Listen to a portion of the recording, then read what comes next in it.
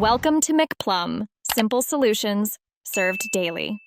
You start by confirming ownership.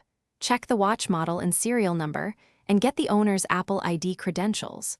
Once you have the paired iPhone nearby, charge the watch above 50% and connect it to Wi-Fi so it won't interrupt.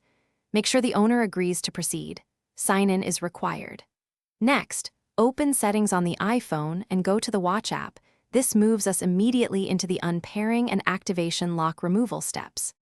You will unpair the watch from the owner's iPhone so activation lock drops. Open the Watch app, select the watch name, and choose Unpair Apple Watch.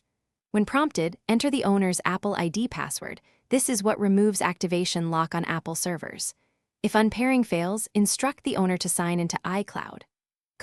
Open Find iPhone, select all devices, pick the watch, and click Remove. Once removed, the watch can be erased and set up as new. Once activation lock is removed, you must erase and reconfigure.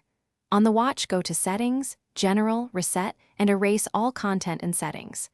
Then pair the watch to your iPhone and either restore a backup or set it up as new. If the watch still shows Lock to Owner, double-check that the device was removed from the owner's iCloud account, reboot both devices, and try again. If problems persist, contact Apple support and have the proof. Thanks for watching. Stay juicy and subscribe.